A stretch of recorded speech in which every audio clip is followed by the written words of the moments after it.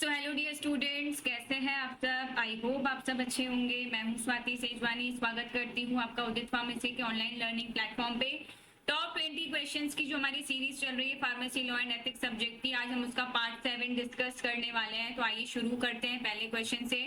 आज का हमारा पहला क्वेश्चन यानी कि क्वेश्चन नंबर 13 है इस सीरीज का। Give short notes on the followings. नीचे आपको दो टॉपिक्स दिए गए हैं, आपको इस पे शॉर्ट नोट्स लिखने हैं। पहला है एजुकेशन रेगुलेशंस के ऊपर लिखना है, दूसरा आपको पेटेंट लॉ और आईपीआर के ऊपर लिखना है। आईपीआर जिसके बारे में अगर आपने पढ़ा होगा क्लासेस में तो वो होता है intellectual property rights. Intellectual property rights के बारे में हम लोग पढ़ चुके हैं, इसके बारे में आपको यहाँ पे लिखना है। तो सबसे पहले हम एजुकेशन रेगुलेशंस पे शॉर्ट नोट लिखेंगे, फिर हम लिखेंगे पेटेंट लॉ और आईपीआर पे। तो शुरू करते हैं एजुकेशन रेगुलेशन से। एजुकेशन रेगुलेशन आप सब जैसे नाम से ही जानते हैं, ऐसी रूल्स एंड रेगुलेशंस जो कि एजुकेशन से रिलेटेड है, पढ़ाई से रिलेटेड है। अब हमारा प्रोफेशन है फार्मेसी, तो हमारी फार्मेसी की एजुकेशन से रिलेटेड क्या क्या रेगुलेशंस है उसे हम पढ़ते हैं एजुकेशन रेगुलेशंस में, जो कि आए थे 1991 में। The pharmacy council of India यानी कि हमारा PCI make regulations which is known as education regulations 1991। जब पीसीआई का फॉर्मेशन हुआ, फार्मेसी काउंसिल ऑफ इंडिया बनी जब, तब पीसीआई ने सोचा कि हमारे इंडिया में जो फार्मेसी का प्रोफेशन है उसकी जो एजुकेशन है उसका स्टैंडर्ड मेंटेन होना चाहिए। स्टैंडर्ड मेंटेन कैसे रहेगा? जब उस पर कोई कंट्रोल करने वाला होगा, उसको कोई रूल्स एंड रेगुलेशंस देखने वाला होगा। तो पीसीआई ने क्या किया, कुछ रेगुलेशंस बनाए पढ़ाई से रिलेटेड, एजुकेशन से रिलेटेड, जिसे कहा जाता है एजुकेशन रेगुलेशंस, जो कि आया 1991 में। ठीक है, इसमें क्या क्या इन्होंने चीजें बताई? इसमें इन्होंने चीजें बताई minimum qualification for admission to the course. अब हमारे फार्मेसी प्रोफेशन में अगर कोई एडमिशन लेना चाहता है, कोर्स कोई भी हो सकता है ना, बी फार्म भी हो सकता है, डी फार्म भी हो सकता है, एम फार्म भी हो सकता है, और आजकल तो फार्म डी भी है ना। तो हमारे फार्मेसी से रिलेटेड जो भी कोर्सेज हैं उसमें मिनिमम क्वालिफिकेशन क्या होनी चाहिए एडमिशन के लिए, ये एजुकेशन रेगुलेशंस में बताया जाता है। दूसरा बताया जाता है nature and period of course of study. जो भी कोर्स आप सिलेक्ट कर रहे हो, चाहे आप बी फॉर्म सिलेक्ट करो, डी फॉर्म सिलेक्ट करो, एम फॉर्म सिलेक्ट करो, तो उसका नेचर कैसा रहेगा। मतलब अगर डी फार्म करोगे तो आपको डिप्लोमा मिलेगा, बी फार्म करोगे तो ग्रेजुएशन डिग्री होगी, है ना, एम फार्म करोगे तो आप ग्रेजुएशन के बाद कर सकते हो। तो जो भी नेचर रहेगा कोर्स का उसके बारे में बताया गया है एजुकेशन रेगुलेशंस में। कितने समय अवधि का रहेगा, पीरियड का मतलब होता है टाइम ड्यूरेशन, कितनी समय अवधि का रहेगा। जैसे डी फार्म होता है 2 साल का, बी फार्म होता है 4 साल का, फिर एम फार्म होता है 2 साल का। तो ये सब कैसे पता चलता है? ये सारी चीजें किस में दी हुई है? ये सारी चीजें एजुकेशन रेगुलेशंस में दी हुई है। तीसरी चीज हमको पता चलती है nature and period of practical training, कि प्रैक्टिकल ट्रेनिंग जो भी होगी वो किस तरह की होगी। डी फार्म में किस तरह के प्रैक्टिकल्स होंगे, बी फार्म में किस तरह के प्रैक्टिकल्स होंगे, कितने समय अवधि के प्रैक्टिकल्स होंगे। To be undertaken after the completion of regular course, मतलब पूरे कोर्स में, जैसे डी फार्म 2 साल का है तो उसमें प्रैक्टिकल ट्रेनिंग कैसी रहनी चाहिए, बी फार्म 4 साल का है तो उसमें प्रैक्टिकल ट्रेनिंग कैसी रहनी चाहिए।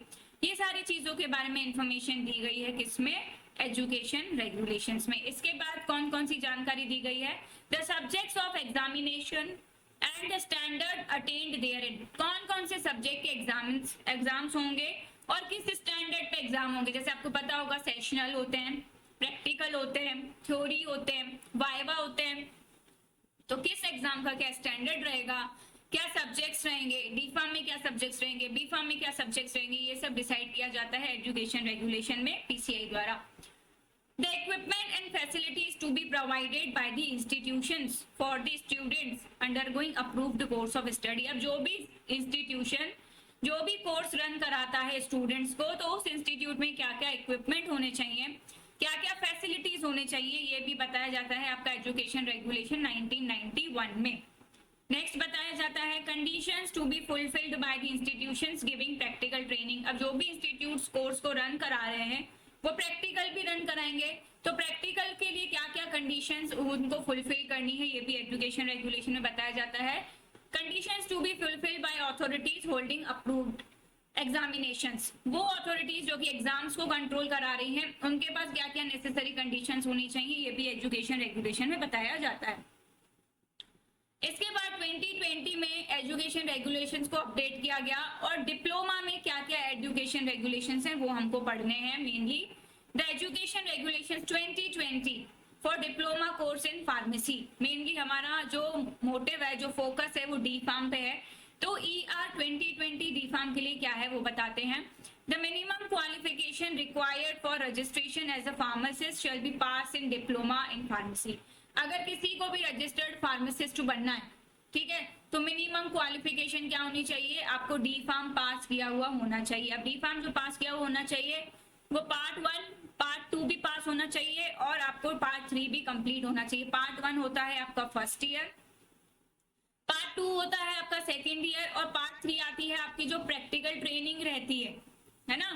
यानी कि आपकी 2 साल का जब डी फार्म आप पास कर लेते हैं तभी आप रजिस्टर्ड फार्मासिस्ट के लिए एलिजिबल हो पाते हैं। दूसरा एजुकेशन रेगुलेशन क्या कहता है, minimum qualification for admission to diploma in pharmacy that is pass in 10+2 examination. अगर किसी को डी फार्म में एडमिशन लेना है तो वो 12th पास होना चाहिए।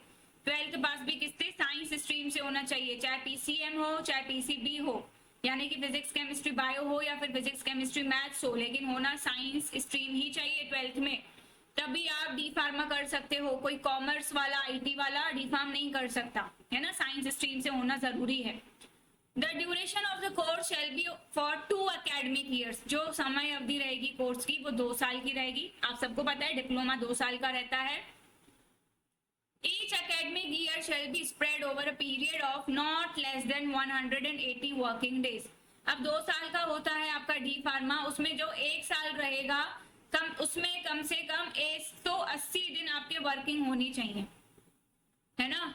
180 दिन 1 साल में वर्किंग होना बहुत जरूरी है।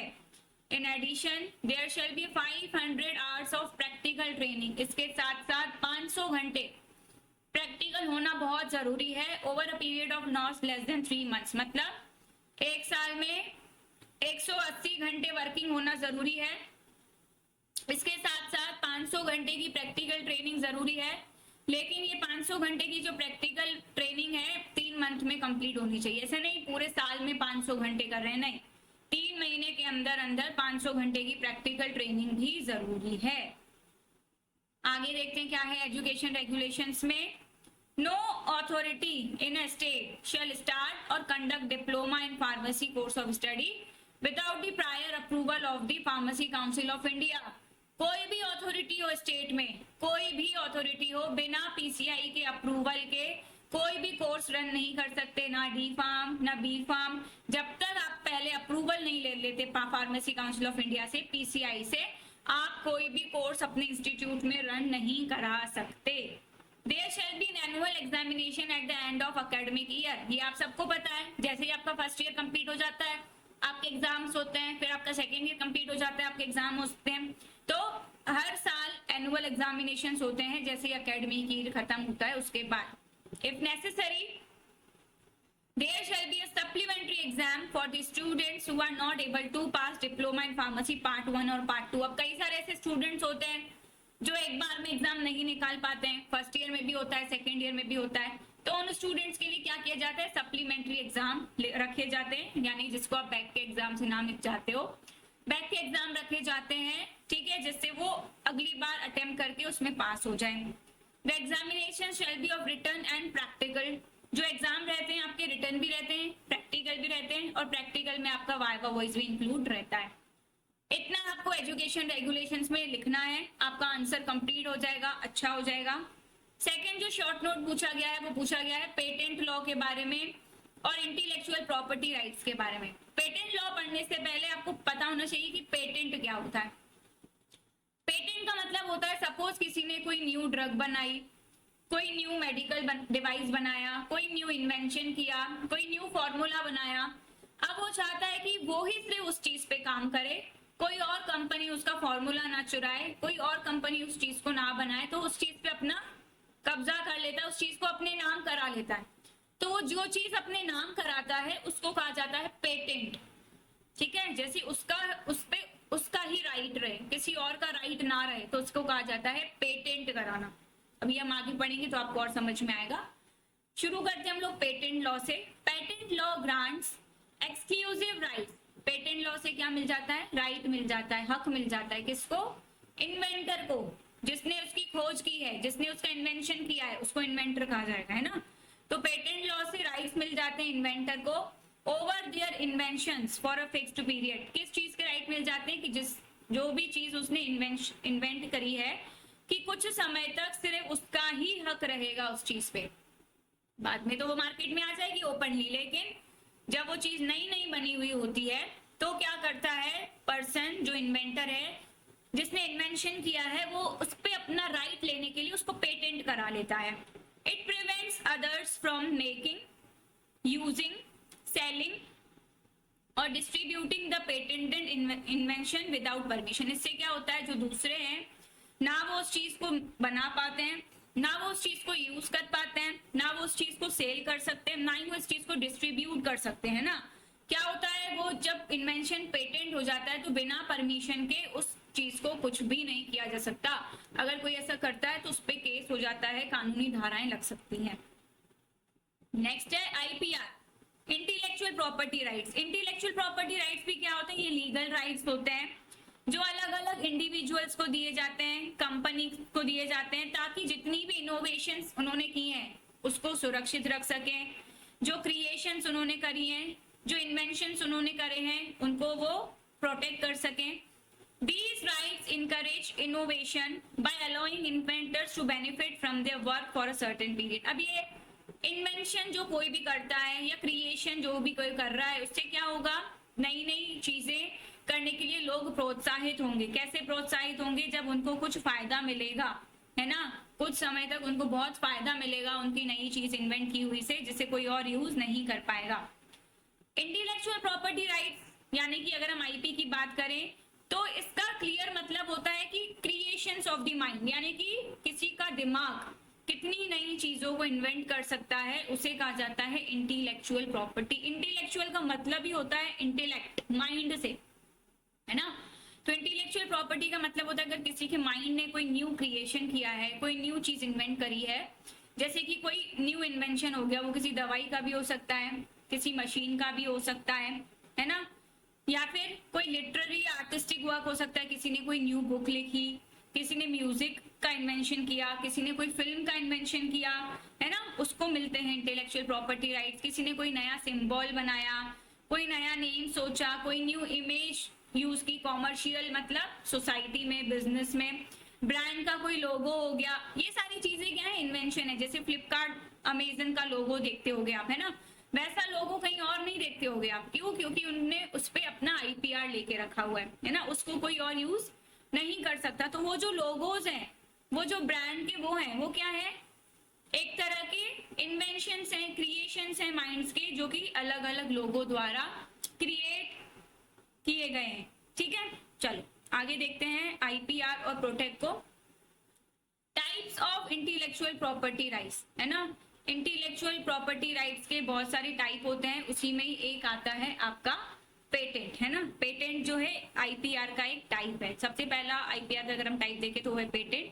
पेटेंट जनरली यूज किया जाता है न्यू इन्वेंशंस के लिए। किसी ने अगर कोई न्यू इन्वेंशन किया है ना, न्यू मेडिकल डिवाइस बनाया, न्यू ड्रग बनाया, तो उसके लिए पेटेंट यूज होता है। इसकी जो समय अवधि रहती है लगभग 20 साल की रहती है ना। एग्जाम्पल, जैसे कोई नया ड्रग फॉर्मूला हो गया, जैसे अभी कोविड-19 की वैक्सीन आई थी, तो इसको लोग पेटेंट करा सकते हैं, ये पेटेंट का एग्जाम्पल है। दूसरा इंटेलेक्चुअल प्रॉपर्टी राइट है कॉपीराइट, है ना, ये musical works, artistic works, literary works, इसके लिए होता है। ये जनरली जो भी ऑथर है पूरी उसकी लाइफ टाइम तक का भी हो सकता है, प्लस 60 इयर्स का भी हो सकता है। इसमें जैसे बुक्स हो गए, सॉन्ग्स हो गए, मूवीज हो गए, आपने देखा होगा जो एक सॉन्ग बन गया, अगर उसका दूसरा, आजकल रीमेक कितने सारे हो रहे हैं, तो रीमेक करने के लिए पहले आपको कॉपीराइट परमिशन लेनी पड़ती है, तभी आप उस सॉन्ग का, पुराने सॉन्ग का रीमेक बना सकते हो। तीसरा इंटेलेक्चुअल प्रॉपर्टी राइट हो गया ट्रेडमार्क। ट्रेडमार्क में आपके ब्रांड के नेम आते हैं, लोगो आते हैं, सिंबल्स आते हैं ना, ये हर 10 साल के बाद रिन्यू किए जा सकते हैं। जैसे एप्पल का लोगो हो गया, है ना, एप्पल का लोगो कैसा होता है, कटा हुआ एप्पल होता है, वैसा लोगो कोई और नहीं यूज कर सकता। नाइक के जूते होते हैं, सूश कंपनी होती है, इनके ट्रेडमार्क्स, ब्रांड नेम अलग होते हैं। ट्रेड सीक्रेट हो गया, जैसे किसी को कोई बिजनेस इंफॉर्मेशन है ना। इसकी लेकिन कोई लिमिट नहीं है। अब सीक्रेट को आप जितने समय तक सीक्रेट रख पाओ तब तक वो सीक्रेट रहेगा। किसी ने ओपन कर दिया तो ओपन हो जाएगा, जैसे कोका कोला का फॉर्मूला है ना। ये सब क्या है, ट्रेड सीक्रेट्स हैं। फिर आता है geographical indication, products unique to a region. अब ये पर्टिकुलर जगह पे पर्टिकुलर अगर कोई चीज है जो वहीं मिलती है, कहीं और नहीं मिलती है ना, तो उसको कहा जाता है ज्योग्राफिकल इंडिकेशन। जैसे दार्जिलिंग में जो टी मिलती है वो वहां का इंटेलेक्चुअल प्रॉपर्टी राइट है उनका, है ना, कि वो वहीं मिलती है। बनारस में जो साड़ियां मिलती है वो बनारसी साड़ी कहलाती है क्योंकि वो वहां की ब्रांड है। तो ये कुछ एग्जाम्पल्स हैं इंटेलेक्चुअल प्रॉपर्टी राइट्स के। अब हमसे पेटेंट के बारे में भी पूछा गया है, तो हम टाइप ऑफ पेटेंट भी इसमें लिख सकते हैं कि पेटेंट के टाइप कितने होते हैं। जनरली पेटेंट जो है 3 टाइप के होते हैं। पहला होता है यूटिलिटी पेटेंट, दूसरा होता है डिजाइन पेटेंट, तीसरा होता है प्लांट पेटेंट, है ना। यूटिलिटी पेटेंट में क्या होता है, protects new and useful inventions. अगर किसी ने कोई नया इन्वेंशन करा है, बहुत यूजफुल इन्वेंशन करा है, जैसे कि कोई न्यू फार्मास्यूटिकल ड्रग हो गई, कोई न्यू मेडिकल डिवाइस हो गया जिसका बहुत ज्यादा यूज है आम जनता के लिए, तो उसको जो पेटेंट का टाइप दिया जाता है वो यूटिलिटी पेटेंट दिया जाता है। दूसरा जो पेटेंट आता है वो आता है design patent. It protects the unique appearance of a product, यानी कि डिजाइन पेटेंट में कोई भी किसी ने नया डिजाइन इन्वेंट करा तो उसको डिजाइन पेटेंट दिया जाता है। जैसे आईफोन का डिजाइन है ना, आईफोन जैसा डिजाइन कोई और नहीं बना सकता क्योंकि आईफोन का पेटेंट है उस पे, उसकी डिजाइन पे। तीसरा आता है प्लांट पेटेंट। इससे जो भी न्यू प्लांट के वैरायटीज है उसको पेटेंट कराया जाता है। जैसे कि आजकल बहुत सारे जेनेटिकली मॉडिफाइड क्रॉप्स है ना, आजकल लोग खुद से 2-3 टाइप के प्लांट्स को मिला के नया प्लांट बना रहे हैं और उससे बहुत सारी चीजें इन्वेंट कर रहे हैं, तो आजकल प्लांट्स को भी पेटेंट कराया जाता है। इतना आपको इस नोट में लिखना है। नेक्स्ट क्वेश्चन की तरफ मूव करते हैं। क्वेश्चन नंबर 14 हमारा आज का, explain bioethics. Give brief overview of ICMR's guidelines for biomedical and health research. Bioethics क्या होते हैं, ठीक है। आपको ICMR गाइडलाइंस का एक ब्रीफ ओवरव्यू लिखना है कि ICMR की क्या क्या गाइडलाइंस हैं बायोमेडिकल और हेल्थ रिसर्च के लिए। सबसे पहले अगर एक्सप्लेन बायोएथिक्स कहाँ है तो आपको बायोएथिक्स के बारे में लिखना पड़ेगा कि बायोएथिक्स क्या होते हैं, ठीक है। तो बायोएथिक्स के बारे में हम लिखेंगे, bioethics is the study of ethical, social and legal issues. Bioethics क्या है, जो भी लीगल इश्यूज हैं उसकी स्टडी, जो भी सोशल इश्यूज है उसकी स्टडी, जो भी एथिकल इश्यूज हैं उसकी स्टडी। एथिकल मतलब जो नैतिकता है ना, सोशल मतलब जो सामाजिक है, लीगल मतलब जो कानूनी चीजें है ना।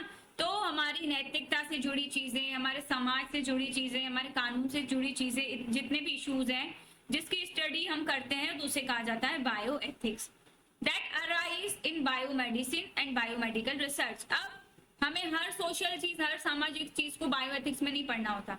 जो हमारी बायोमेडिसिन से रिलेटेड हो, जो हमारी बायोमेडिकल रिसर्च से रिलेटेड हो, उससे रिलेटेड जो भी इश्यूज आएंगे उसको हमको पढ़ना होता है बायोएथिक्स में। Bioethics is concerned with questions of right and wrong. Bioethics इससे जुड़ा हुआ है कि क्या सही है क्या गलत है हमारे हेल्थ केयर में, हमारे पेशेंट्स के साथ। And it seeks to provide ethical guidance to health care professionals, researchers and policy makers. और इसका मेन काम क्या है कि जितने भी हमारे हेल्थ केयर प्रोफेशनल्स हैं, यानी कि हमारे डॉक्टर्स हैं, जो भी रिसर्चर्स हैं, जो भी पॉलिसी बनाते हैं हेल्थ से रिलेटेड, उनको पूरा का पूरा गाइडेंस देना, ये बायोएथिक्स में प्रोवाइड किया जाता है। अब हमें ICMR की गाइडलाइन पढ़नी है, लेकिन उससे पहले हमें ICMR का थोड़ा पता होना चाहिए कि ICMR है क्या। तो ICMR है Indian council of medical research. जितनी भी मेडिकल रिसर्च की जो काउंसिल है हमारी इंडिया में, जो कमिटी है, जो मेंबर्स का यूनिट है, उसको ICMR कहा जाता है, ठीक है। The ICMR is a government agency. ICMR क्या है, एक सरकारी एजेंसी है that conducts biomedical research in India. जो कि हमारी इंडिया में जितनी भी बायोमेडिकल रिसर्च है, बायोमेडिकल का मतलब है हमारे ड्रग्स, हमारे मेडिकल डिवाइसेस, हमारे माइक्रो ऑर्गेनिज्म, जितनी भी रिसर्च है, जो जो न्यू इन्वेंशंस हैं, उसको जो कंडक्ट कराया जाता है, जिस सरकारी एजेंसी द्वारा कराया जाता है, उसको कहा जाता है ICMR।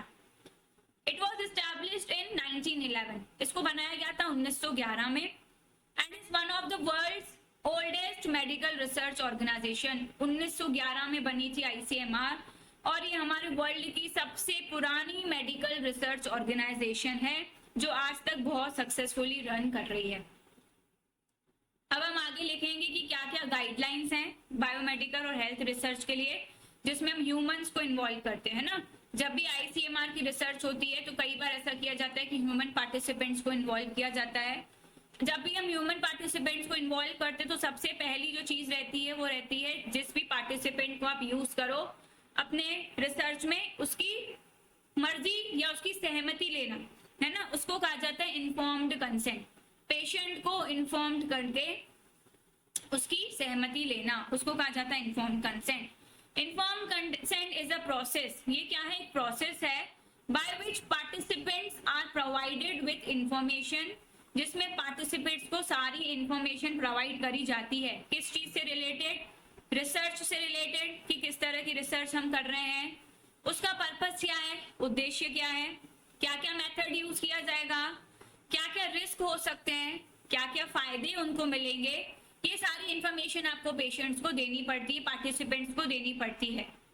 And are given the opportunity to ask questions, और आप उनको पूरा मौका देते हो कि अगर उनको कोई क्वेश्चन पूछना है तो आपसे क्वेश्चन पूछ सकते हैं। And make an informed decision without about whether और नॉट टू पार्टिसिपेट। क्वेश्चंस पूछने के बाद आप बिल्कुल ये डिसीजन उन पे छोड़ सकते हो कि उनको उसमें पार्टिसिपेट करना है कि नहीं। इसके बाद जो नेक्स्ट आईसीएमआर की गाइडलाइन आती है वो ये आती है, it explains the importance of obtaining informed consent from participants in biomedical and health care research. ठीक है, आईसीएमआर की गाइडलाइन क्या कहती है कि इन्फॉर्म्ड कंसेंट को पेशेंट से या पार्टिसिपेंट से प्राप्त करना बहुत जरूरी है। बिना इन्फॉर्म्ड कंसेंट के आप उन पे ट्रायल नहीं कर सकते। They require that the consent process be conducted in a language that the participant understands। जो भी आप कंसेंट प्रोसेस करोगे वो उस भाषा में करोगे जो पार्टिसिपेंट को समझ में आए, और आप उसको जो भी इंफॉर्मेशन दोगे वो इस तरह से दोगे कि वो पूरा समझ पाए। ठीक है, हम भारत में रहते हैं, हमारे भारत में अलग अलग जगह है, अलग अलग भाषाओं का प्रयोग किया जाता है। तो जहाँ पे भी आप अपनी रिसर्च को कंडक्ट कर रहे हो, जहाँ भी पार्टिसिपेंट्स आप यूज कर रहे हो, है ना, तो जिस भाषा को आपके पार्टिसिपेंट समझ पाए उसी भाषा में आपको उसको कंसेंट प्रोसेस समझानी रहेगी, और जब जैसे उसको समझ में आए उस तरह से समझानी रहेगी। ये आईसीएमआर की गाइडलाइन। दूसरी है कॉन्फिडेंशियलिटी एंड प्राइवेसी। आईसीएमआर की गाइडलाइन कहती है कि जो भी पार्टिसिपेंट्स को आप यूज करोगे उसकी कॉन्फिडेंशियलिटी और प्राइवेसी यानी गुप्त चीजों को गुप्त ही रखोगे जब तक आपकी पूरी रिसर्च चलेगी। आप कोई भी उनकी ऐसी चीज ओपन नहीं कर सकते, ना उनकी हिस्ट्री, ना उनका प्रेजेंट, ना उनकी कोई भी डिजीज वाली conditions. Researchers must take steps to ensure that participants' personal information is kept confidential and their privacy is respected। अब जो भी रिसर्चर्स होंगे जो पूरी रिसर्च करेंगे उनको ये ध्यान रखना है कि पार्टिसिपेंट्स की जो भी पर्सनल इंफॉर्मेशन है वो पूरी तरह से कॉन्फिडेंशियल रहे, उनकी प्राइवेसी की पूरी रिस्पेक्ट करना रिसर्चर्स की जिम्मेदारी है। They must also obtain participants' permission before using their personal information for any other purpose। अगर कभी लगता है कि उनकी पर्सनल इंफॉर्मेशन यूज करने की जरूरत है तो जो भी रिसर्चर्स हैं पहले उनको पार्टिसिपेंट की परमिशन लेनी है, ठीक है, उसी के बाद ही वो पर्सनल इंफॉर्मेशन जो है पार्टिसिपेंट की यूज कर सकते हैं। नेक्स्ट आता है गाइडलाइन में रिस्क असेसमेंट। ठीक है, रिस्क को एनालिसिस करना है। आईसीएमआर की गाइडलाइन कहती है कि रिसर्चर्स पूरी स्टडी करने से पहले ये देख ले कि जब हम रिसर्च करेंगे ह्यूमन पार्टिसिपेंट्स को इन्वॉल्व करेंगे तो कितना रिस्क उनको हो सकता है ना। ये रिसर्च शुरू करने से पहले ही देख लेना है। रिस्क असेसमेंट का मतलब होता है एनालिसिस करना कि जब आप ह्यूमंस को यूज करोगे तो क्या क्या रिस्क उनको हो सकता है। तो जब रिस्क असेसमेंट करोगे तो आप देखोगे क्या क्या पोटेंशियल रिस्क उनको हो सकते हैं, क्या क्या बेनिफिट्स हो सकते हैं। ठीक है, यहाँ तक कि आपको पार्टिसिपेंट्स की वीकनेस भी देखनी है। ठीक है, कि पार्टिसिपेंट्स की वीकनेस क्या है। रिसर्चर्स को ज्यादा से ज्यादा यही कोशिश करनी है कि रिस्क कम से कम हो, पार्टिसिपेंट को बेनिफिट ज्यादा से ज्यादा हो। जब ऐसा होगा कि बेनिफिट ज्यादा हो और रिस्क कम हो तभी आप उस रिसर्च को कैरी आउट कर सकते हो, अन्यथा आप उस रिसर्च को कैरी आउट नहीं कर सकते। किस पॉपुलेशन को आपको यूज करना है ना। आईसीएमआर आपको बताती है कि कई बार ऐसी पॉपुलेशंस होती हैं जो बहुत वीक होती हैं, है ना, तो उनको स्पेशल प्रोटेक्शन की जरूरत होती है पूरे बायोमेडिकल और हेल्थ रिसर्च के दौरान।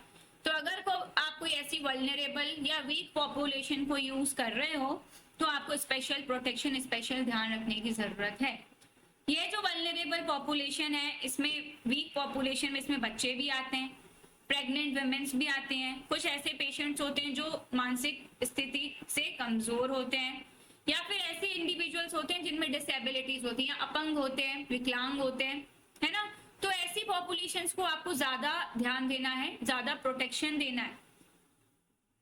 The guidelines require that researchers take extra care when conducting research with these populations. Guidelines कहती हैं कि जो भी रिसर्चर्स हैं उनको ज्यादा ध्यान रखने की जरूरत है जब भी वो ऐसी पॉपुलेशंस के ऊपर रिसर्च करते हैं। And they obtain informed consent from the participants and their guardians if applicable.